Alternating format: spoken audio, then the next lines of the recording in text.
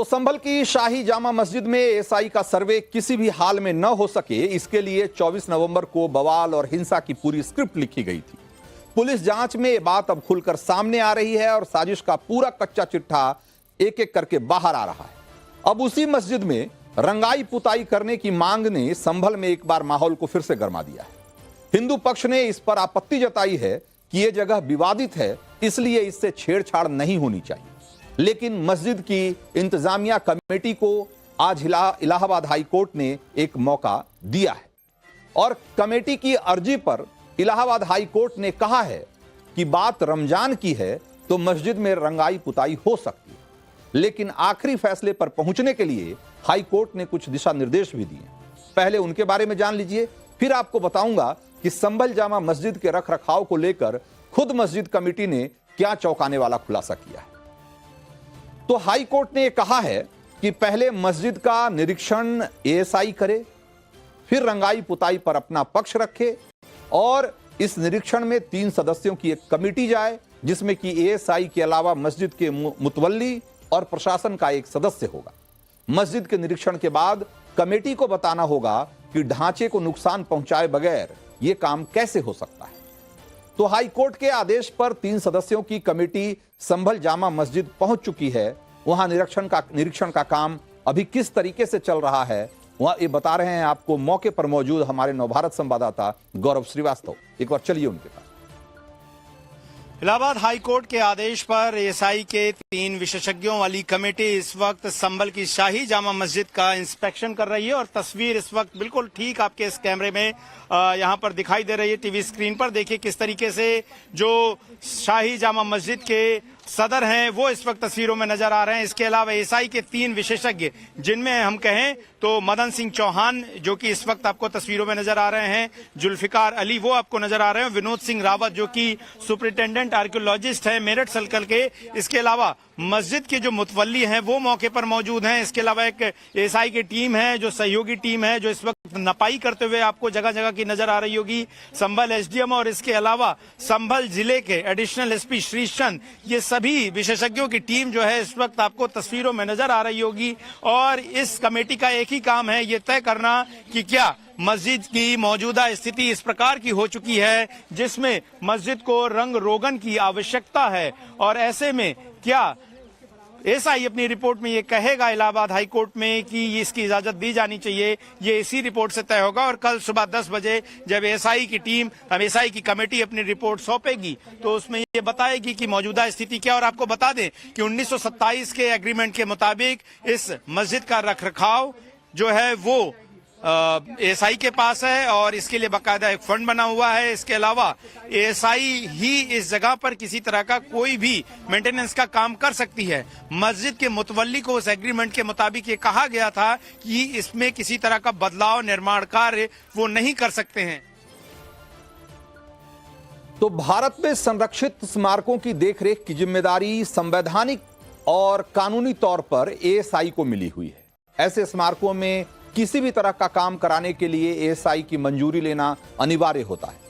क्योंकि संभल की जामा मस्जिद एक संरक्षित इमारत है, स्मारक है, इसलिए इलाहाबाद हाई कोर्ट ने पहले एएसआई को वहां निरीक्षण का आदेश दिया है। लेकिन इस बीच संभल जामा मस्जिद की इंतजामिया कमेटी और उसके प्रमुख जफर अली ने जो बात कही है, एक बार पहले उसको सुनिए और गौर से सुनिए और उसके बाद हम आपको बताएंगे कि इस बयान से किस तरह के सवाल खड़े हो रहे हैं।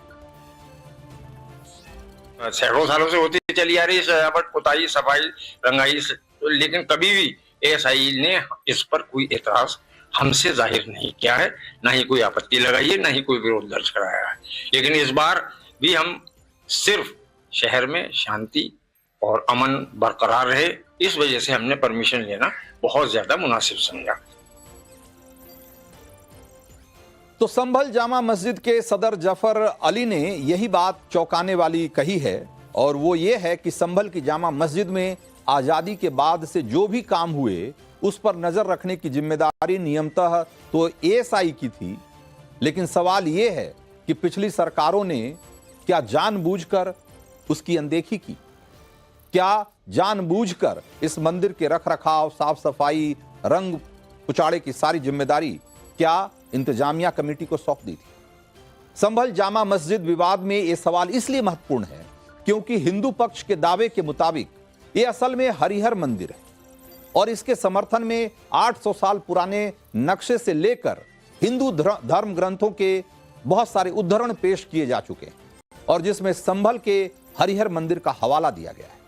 और हिंदू पक्ष दावा कर रहा है कि रंगाई पुताई और दीवारों पर परतें चढ़ा चढ़ाकर संभल जामा मस्जिद की सच्चाई को छिपाया जाता रहा है और यह हरिहर मंदिर का जो इसका असली ढांचा था उसमें बार बार बदलाव करके उसे इस तरीके से मस्जिद का रूप दे दिया गया है। तो इस बार हुई रंगाई पुताई की मांग पर हिंदू पक्ष यही सवाल उठा रहा है और मामला संवेदनशील है, इसलिए संभल जामा मस्जिद के आसपास बड़े पैमाने पर पुलिस की तैनाती हो चुकी है। लेकिन इन सारे घटनाक्रमों के बीच संभल में जमीयत उलेमाए हिंद के डेलीगेशन का जो संभल पहुंचना एक तरीके से चौंका रहा है। जमीयत उलेमाए हिंद के 4 सदस्यों का एक डेलीगेशन संभल हिंसा में मारे गए युवकों के घर वालों से आज दोबारा मुलाकात करने पहुंचा और इस मुलाकात में उन्होंने मृतकों के घर वालों को 1-1 लाख रुपए का चेक भी सौंपा। इससे पहले 3 दिसंबर को जमीयत का डेलीगेशन गुपचुप तरीके से संभल आया था और तब मृतकों के परिवारों को 5-5 लाख रुपए की आर्थिक मदद दी थी। उस समय जमीयत उलेमाए हिंद के डेलीगेशन ने कहा था कि पिछले दिनों संभल में 5 नौजवानों ने जो शहादत दी थी, गौर करिएगा कि संभल के 5 नौजवानों ने जो शहादत दी थी, इस पर हमें बहुत तकलीफ। उस बवाल और हिंसा में मारे गए लोगों को कहा गया कि उन्होंने शहादत दी थी। ऐसे में आज जब हाई कोर्ट के आदेश पर संभल जामा मस्जिद का निरीक्षण चल रहा है, तब जमीयत के डेलीगेशन के अचानक पहुंचने पर सवाल उठना जायज है। और सवाल क्या है? सवाल यह कि हमदर्दी की आड़ में संभल को कहीं फिर से सुलगाने की साजिश तो नहीं चल रही? मस्जिद की रंगाई पुताई के विवाद के बहाने एक बार फिर से लोगों को भड़काने का काम तो नहीं चल रहा? और अब संभल से आ रही एक और बड़ी खबर यह है कि संभल जामा मस्जिद के बाहर मौजूद कुएं को खोल दिया गया है और इसे मस्जिद इंतजामिया कमेटी ने जिसे ढक दिया था उसे अब उससे हटा दिया गया है और उत्तर प्रदेश सरकार की ओर से संभल मस्जिद के कुएं के जो विवादित क्षेत्र को लेकर जो स्टेटस रिपोर्ट दाखिल की गई थी सुप्रीम कोर्ट के सामने, उसमें बात कही गई थी कि एक कुआं और मस्जिद दोनों ही सार्वजनिक जगह पर मौजूद हैं और यूपी सरकार की स्टेटस रिपोर्ट के बाद ही संभल मस्जिद के इस कुएं को खोला गया है। जरा एक रिपोर्ट दिखाते हैं आपको।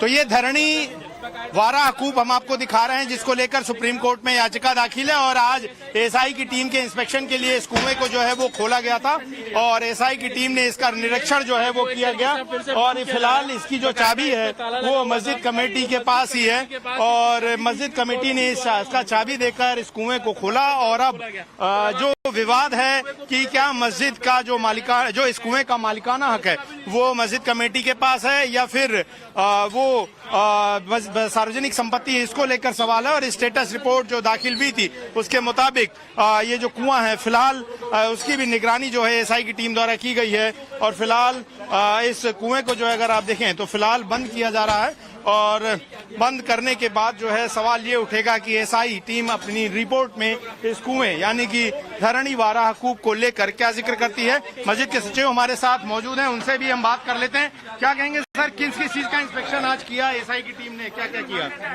मस्जिद का जो ऑनरेबल हाई कोर्ट का ऑर्डर था उसी के परिप्रेक्ष्य में मस्जिद के जो है फोटोग्राफी की उन्होंने। कुआं भी खोल के देखा गया, इसको लेकर भी याचिका दाखिल है। कुआं भी खोला है, जो उन्होंने कहा वो सब खुलवाया। तो देखिए ये कुआं और इसको फिलहाल जो है बंद कर दिया गया है अगले किसी विवाद के या अगले किसी इंस्पेक्शन तक। तो फिलहाल ये तस्वीरें आपने संभल से देखी जहां एसआई की टीम ने लगभग 1 घंटे तक इलाहाबाद हाईकोर्ट के आदेशों पर इंस्पेक्शन किया। तो चलिए अब चलते चलते एक खास तस्वीर की तरफ आपको ले चलता हूं। संभल की स्टोरी के बाद चलते हैं महाकुंभ का समापन तो कल अंतिम स्नान पर्व महाशिवरात्रि के साथ ही हो गया था, लेकिन संगम पर 45 दिनों तक चले महाकुंभ का औपचारिक समापन आज मुख्यमंत्री योगी आदित्यनाथ की मौजूदगी में हुआ और योगी ने इस मौके पर कर्मयोगी सफाई कर्मियों का विशेष आभार जताया, उनके साथ बैठकर भोजन किया। तस्वीरें जरा देख लीजिए। योगी मुख्यमंत्री होने के साथ साथ गोरक्ष पीठाधीश्वर भी हैं और नाथ परंपरा के सबसे बड़े महंत हैं और जानते हैं कि सनातन का आधार समरसता में है। ये तस्वीरें साबित करती है कि कर्म प्रधान है और सेवा का ही सम्मान है। इन्हीं सफाई कर्मियों ने अपनी मेहनत से 45 दिनों तक चले महाकुंभ को सफल बनाया। एक बार सोचिए जरा कि दिल्ली जैसा शहर जिसकी आबादी 2 करोड़ के आसपास है, उस शहर का कूड़ा कचरा संभालने में सरकार का दम फूल जाता है, कूड़े के पहाड़ खड़े हो जाते हैं, लेकिन महाकुंभ में 45 दिनों में 66 करोड़ से ज्यादा श्रद्धालु आए, लेकिन कभी न गंदगी को लेकर किसी ने एक भी शिकायत नहीं की। और आज इसी बात का सम्मान मुख्यमंत्री योगी आदित्यनाथ ने किया है, सफाई कर्मियों के साथ बैठकर ये भोजन करके।